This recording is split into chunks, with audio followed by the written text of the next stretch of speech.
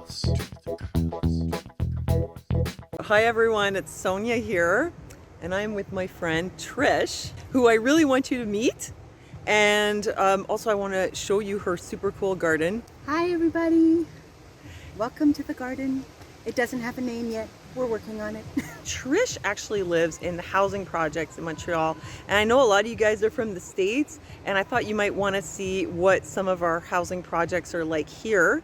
And the other thing, which is really cool thing, is that Trish started a community garden in the backyard, I guess, like communal, what do you call this, like a back courtyard? Yeah, so it's we have 4 apartments that are about 6 units each, and 4 buildings that face front to, or face back actually, into this garden. So basically everybody's kitchen window looks out into this garden. The truth of the matter is the garden starts as a project that we launched with Eco Quartier. So we had a friendly conversation with one of my favorite people of all time, and she was really gracious. She said, listen, you know what, girl, I'm sorry you're talking to me like you want to do a garden project, but I already did my budget for the year. But you know what, I'm not saying no. What I'm saying is we have like 3, maybe 2 or 3 like containers that failed in other projects, like that were failures somewhere else. They don't want them. They want us to come pick up those boxes. I can give them to you. So we had this great community party. She brought the boxes and she planted them up for us, and she gave us some stuff.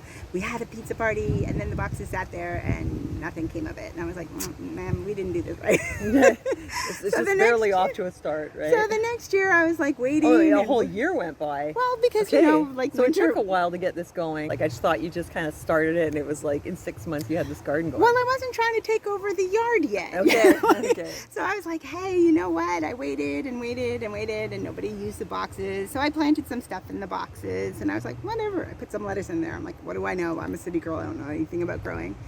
Then by the end of the year, I was just like, you know what? I'm going to try something a little bit different. And we got in someone, and they promised to do all this great stuff. So I got all these community people involved, and COVID happened. Let's just leave it at that. COVID happened. And so none of these wonderful promises could possibly come to fruition, but I wasn't going to let that stop me.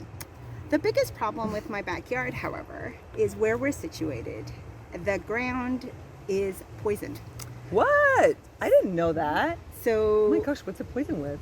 PCBs, I think, that come from the tanning industry. Down the road here is the canal. No kidding. And the fur traders used to do a lot of trading out of here, and they would tan their hides and pour the chemicals from tanning right back onto the soil. Oh, so they just dumped all these chemicals. So they dumped it, and then when the city decided to build these projects in like the 60s, they're like, oh, I know where to build them. Let's build them where the ground is totally contaminated. Pretty much. So you can't grow in the ground anything that you want to eat. Mm-hmm. So that was problem number 2. And then there was problem number 3, which was this backyard has not been fixed up in a while. And we had this big piece of black asphalt, and it was like knee deep with potholes, which means kids couldn't ride a bike in it, you know, and keep their front teeth. Right. So we were done with that. It was an ugly big black hole that created heat. And the way that this engineer or the architects designed this place, they were brilliant in their design. They created buildings that have convectional flow of air, so you don't need to have an air conditioner. Oh, yeah. But this spot was always intended to be a green spot so that it could cool the air before it blew through your house. Okay. The windows are on both sides of the house so that there is convection and this turnover of air. So now that's not really working because it's getting hot, and the black spot is making it even hotter. So how do we reclaim it? Everybody had a project where they could like kick up dust and spend $80,000 to like remove the asphalt. And I was like, so there's the garden, which you're going to see more of in a second. And then it's surrounded by like lawn. So this is where the asphalt was. So the garden is a grandmaster illusion. It's basically container gardening. We put everything in pots. The city has a program where they give out free mulch, free compost, and free soil. So you place a little order and hope to God they deliver it. And when they do, I basically just hid the pots underneath the wood chips, and I filled them with soil and asphalt. It costs a small fortune in manure. Really? But our project is, I wanted, or my objective is to help people or make sure that people understand you can grow in a pot, you can grow some food.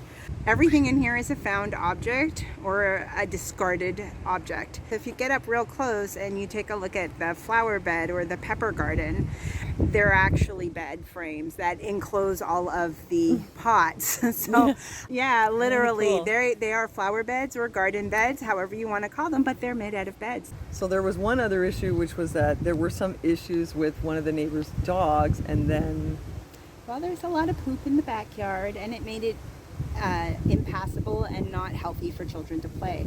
And when COVID hit, it really became an issue because a lot of people were trapped inside their apartments. Their kids couldn't go to school. Montreal had a really severe pandemic, and that confinement was really the birthplace of the garden in its current incarnation. amazing. So a couple of kids around my kitchen table, I was like, hey, listen, your anxiety levels are through the roof. What do you think you could do for the community as a whole to get to be helpful during COVID? And it was, well, we could grow food. I said, sure, we could grow food. But the trick was we weren't allowed to leave the house. So whatever we were going to grow had to already be in the house. So we used the flyers, like paper flyers. We learned origami to fold them in the boxes. We used soil that we had on hand for potting soil. We I had basil seeds. Why I had basil seeds, no idea, but they were in the cupboard, so we had a lot of basil. We started tomatoes because I had a package of tomato seeds, and so we had a lot of tomatoes. House. All of this in the house. All of it in the house. Wow. And So you had the kids busy. we did. I do not ask people to come and They just plant. No, actually, there was so much restriction because Oh, really? we couldn't assemble. So Oh, right. they dropped. But you told me that people were helping you build boxes and put. And No, plant. one dude. Most of the boxes are an answer to something else that failed, right? So when one promise was made and it didn't come through, it was like, oh, by the way, I can do this instead. And I was like, well, then we'll take the instead. That's how we end up with the boxes. I think we should show them the garden. What do you think? Yeah, ready? Absolutely. So this is the garden, but you guys have managed to make it here in early October. So we're pretty much done in zone 5A. Yeah. It's cold and things are starting to shut down. It's a great time to grow things like lettuce and brassicas. We've grown about 4 or 5 different crops in this bed already. We started out with things like garlic because they bloom in the spring. I did brassicas. I did carrots in this What's bed. brassica? Brassica is like a kale, red Russian, or Okay. Lancino, otherwise known as dinosaur kale, which makes it a lot easier to sell to kids. It's Okay. dinosaur kale. We did basils. We've done herbs. We've done all kinds of stuff. It's a big garden, and like you have a lot of stuff in here. Once you really see how much stuff she has and how much this yields, I mean, it is so much food that like literally the neighbors could come and eat these herbs all summer. I mean, well, we theoretically. try to leave the garden open. I don't advertise people to go ahead, eat and pick it until and sell it on the street corner. No, it's Right. like whatever you need for supper. Please Set up feel, a booth. help yourself to supper amounts so that the plants can continue to grow. There are 24 apartments that share this space. But it was really curious when I started growing food here. I was just like, let me ask the neighbors what they want to see next year, and their big thing was flowers. I was like, Can't eat the flowers. That just makes sense, though. Does it? Well, it did. It's pretty. Because there are literally 24 kitchen windows that face onto this. And one woman said to me, and it was brilliant, she said, girl, my hands are wet. From the time I get up in the morning until I go to bed at night, my hands are wet because I'm cooking and I'm washing and I'm doing dishes and I'm scrubbing floors and I'm bathing children and I'm combing hair and I'm taking care of my family. So all I want is, as I'm standing at the window, to look out and see something beautiful. Not that So nice. your vegetables aren't really an improvement over the hole that was there before, but flowers is what I want. And I was like, simple request, let me accommodate. You did. These last a long time. We're in October and these marigolds are still... They do very well in chilly weather, apparently. I think these are in general, consensus among the neighbors, they like these the best. I think it's the big fluffy pom-poms. Yeah, they're really cute. Love it. So, and then you have over here on the other side, over here, the vegetable garden. And there must be about 7 or 8 variety of peppers and chilies. These are the peppers. And okay, she's got some green ones happening, little ones. and different kinds. And you said that you just got those from the grocery store. You just took the seeds, right? Amazing. And do you have any of those little black peppers left? Yes. Look at this, you guys. These peppers are black. And personally, I'd never seen that before. They start out green, they turn black, and then they go red. Oh, she's got some little red ones in there too. Look, there's a big, huge 2-color pepper. And then she's got these little guys here, the tomatillos. These things are really cool. My personal assessment as a first-time taster was that they taste like Velveeta cheese. That's what I said. And then you have a lot of tomatoes too. We did. We had a pretty bumper crop, so much so that the entire support structure fell down. Oh, really? So back to the drawing board. We got to try something different. Yeah, go ahead. Here, look, these little cute little tomatoes. So you use a lot of these vegetables. You make a lot of salads and you like your stews and We stuff. actually put up a lot of vegetables, and I make pepper sauces with chilies and stuff. So we use the chilies. I might get obviously I didn't grow pineapple, but I'll buy like pineapple and habanero because we grew some habanero to make a hot sauce. We use the chilies and coriander and argue. Not the peppers, but I did can the tomatoes. So we made tomato and basil sauces. Cool. We made like chutneys and stuff, tomato chutneys and tomato ketchups. They're not fancy, but they are quite tasty. We did like salsa roja because I had tomatillos. Make it happen, mommy. And I also had She's a good cook. She's a good cook. I was here. I had some of that, a little taste of her cooking. She was really... Yeah, so because we have people from all over the world meeting in Montreal, it's very cosmopolitan. Yep. The first thing when you're not wealthy, the one thing you can share is food, right? It's not hard to make a meal and share with a friend and sharing recipes. So because I have such a variety of neighbors, I get to taste stuff from all over the world. So everything from like dal puri from my Trini friends and my Bengali friends, and then we might just try a little something from Mexico or Colombia or South America, anywhere from the South Americas. So I grow a little bit of everything that's kind of like to make people feel at home. So we have things like lemon balm and thyme. And what do you call this thing? You told me about it before. It's called broadleaf thyme. Broadleaf thyme, okay. And then over here, this is like regular thyme? Yeah, this is culinary thyme, and this is creeping thyme. The chives, of course. Yeah. And what? That's sage? Yeah. Look at this celery. This is not like your grocery store celery. And I gotta tell you, it doesn't taste like your grocery store celery either. It has so much flavor. It's really amazing. Spearmint. That I started from seed, and I'm just gonna put it out there. I am a city girl. I know zero about gardening, and it took 9,000 seeds to get one spearmint plant. So yay me! Yeah, wow. Yeah, you did well. This is amazing. Apparently, once it starts, it's on autopilot. So it was great. What's this down here? This is also a type of mint. It is. Just a different species. I don't think I've ever had a little tiny mint like this. More subtle. That's also a mint. That's a mint with the punch.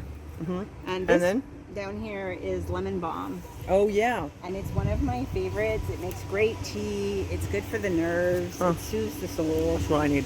Lemony, yeah. I also have a lot of neighbors who come from Arabic countries, and they are big fans of herb. They know their herbs.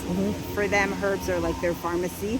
So when they come back here, they're like, ooh, can I have a little of this and some of that and this and that? And ooh, one of the kids have an earache, so I'll take that. Oh, really? That's so cool. So do you learn a lot of tips from them? Yeah, if I could remember it all. Yeah. You write them down and then share them with me. I need them too. Okay. And this is your parsley. Yeah, this is parsley. Big fat parsley. And there's another celery. Yeah, and parsley and celery tend to do really well when it starts to cool off. Montreal has some pretty extraordinary extremes in weather, so the summers are really hot and humid. Yeah. They're sticky. Beets and kale and what is that? Basil. Basil. Yeah. Yeah, and this is that your garlic chive? Chives. Everything has to be started from seeds, or it has to be started from garden grocery. So you didn't buy any seeds or plant? You mean to say, Trish, you didn't go down to Atwater Market and spend like $300 to get started? I don't have $300 to be spending on plants, so we're going to spend... What'd you do? We went to the dollar store. We got 3 packets of seeds for 99 cents. We threw them in a cup with dirt, and then we put a little clear plastic cup on top, creating micro mini greenhouses. We threw a little water on it, crossed our fingers, and what takes, and what doesn't. And we just... Well, it's something a wing and a took pear. eventually. Yeah, like you said, you put enough seeds and you do get something. Okay, so the hardest part about growing in the city are the vermin. Rats, mice, and squirrels, which are just rats with better costumes. Yes, they like to ravage the garden, so sometimes I feel like I just planted the garden to make sure that my squirrels are well fed. We had about, 17, 18 pieces of eggplant growing on these 3 plants, and they're, well, gone. Here's a little tiny baby eggplant growing. There's a nice one over And there. yeah, but then that looks like a Chinese eggplant. Yeah, like that you get one's at the different supermarket. varieties. Yeah, amazing. Like I said, throw in the seed, hope for the best. So So that's the tour of the garden, but there was another part of this story which is really cool, which is what happened in this community when you planted this garden. So the garden has had some interesting effects. Number one, people came back and started to use the yard for its intended purpose, and children will come out and play. There are more eyes on the garden, so there is less illicit traffic. There's less ill intent in the backyard, right? There's less drugs, let's put it that way. Okay, maybe that's what it was. I mean, let's be honest. I am not confirming or denying anything. There's a little more peace because I did things to balance out. Like I put out some logs for 1 or 2 people to sit on. Oh, right. Yeah. Without creating actual seating. And it was Okay. more like, hey, instead of smoking on the stairs Yeah. where it might float into somebody else's home, Uh-huh. why don't you just take a little walk through the garden and, That's puff nice. pass over there. Right. So that those of us who really don't want to introduce that element to our children, our lifestyle, we're not telling other people how to live, but we politely provide you an alternate location to engage in said activity I love it. without disturbing and without creating conflict and tension. So Yeah. that relieved that tension. And then some of my Well, what neighbors... happened with the dog? Sorry, I interrupted you. That's okay. Because the Then dog, we- that was a big thing. You Oh, can yeah? send all the angry letters you want. You can Okay. threaten all you want, but that's not usually how you're going to come to peace. And it was more like, hey, dude, I need some help. Can you help me carry a bag of something? And just involving everyone and making them feel like, if I'm out here, you're welcome to be out here. It's not that I don't like you. I just would like us to be able to share the space equitably, right? Without fear. And as soon as we remove fear, people behave better. Wow. And So true. It became, hey, why don't you try talking to him instead of talking about him behind his back? And now they are really cool. They're like, okay, we get it. You guys, we're going to walk our dog elsewhere. So you had the kids busy starting the garden with science projects, and then you totally transformed this space, and it changed like the vibe of the whole kind of neighborhood. I mean, of this little enclosure, which is amazing. Well, we really started out with thinking that, I'm just going to plant like my stuff on the balcony. It was COVID. We had a lot of spare time, so that balcony project turned into like a post-apocalyptic garden. Which is amazing. It was like, that's the thing. You didn't go into this with these big plans. It was like you just started with a little, literally, seed and a good intention, and you just kept going with it, and it just grew and grew, and it turned into this beautiful thing here. I think intention is important. I think that's what it was, yeah. And a lot of good intentions there. Yeah, if your intention is, listen, I just want people to get along. I want you to have a place to breathe. I want you to not stay in your house and go crazy by yourself. We are all in the same situation, and we're in lockdown. We can't go anywhere, but you can come in the backyard and turn on the sprinklers, and the kids could run through the sprinklers. How much fun is that? It's amazing. I turned on, people went lawn bowling for the first time, and I don't know how long. I've never seen anybody lawn bowl before. Yeah, I have never seen anyone lawn bowl yet. I don't know. I am not really. Have to come down here when they're doing it. It's amazing. Like, so much good came out of Trish's garden, and that's why I wanted to share it with you, because Trish is just a normal person she had some normal seeds, and it just started small, and she just kept going with it, not thinking about the end goal so much, but just the process of it, if I understand correctly. And then the process just kept going and going. Yeah, and we it made just turned into something beautiful. Yeah, and the thing about gardening is that there are a lot of cool people, really amazing community of gardeners. And if you find the right clique for you, and I found a lovely one. Hi, Shay! Shay is my like garden guru, and Shay introduced me to another gardening community, and they just shared information. And thank you, Twano. I'm coming to talk to you again about more stuff related to herbs. Twano is a genius. But the community that embraced me was so amazing and so helpful, and That's gave so me cool. good pointers. And I was like, well, you know, I don't know what I'm doing. I have no idea, but I got YouTube, and You made more connections in your community during the pandemic. Instead of being more isolated, it's like you connected more and you brought people together too. yeah, you know, neighbors I never knew actually lived here were like coming outside to chit chat, and I was like, hey, that's so cool. Of course you're welcome. I had neighbors I didn't even know lived here, and I'd see them sitting out on the corner like having a coffee in the garden. I'm like, yes, that's what we were hoping for. Absolutely. Like, So cool. you don't have to talk to me if you don't want to. If you just wanted to sit here and enjoy the garden, cool. Nobody gonna disturb you. But it was really, for me, that was the yummy, was just watching a dude. I'm like, I bet he lives here. He must. He's got a coffee cup, and you know, he's still wrapped in his sari, and he's sitting down having coffee, enjoying the flowers. We did it right. We did something good here. You sure did. You sure did. That's why I wanted you guys to see this garden. Trish did something really good here. It's beautiful. It's got such a great vibe, and it's like when you just even come into the garden, it's like you feel healing just from being in the garden, just being around. So much good vibes here. So that's it for Trish and the garden tour, and I hope you enjoyed that. Thank you so much, Trish, for giving us the tour, telling us the story. Well, thank you for coming to take a look at the garden and telling our story. It's not that exciting, but we're excited that you love it. So. I'm excited. I love it. I totally do. I think it's amazing what you did. And so, yeah, thanks a lot. And thank you, you guys. Thanks for watching, and we'll see you next time.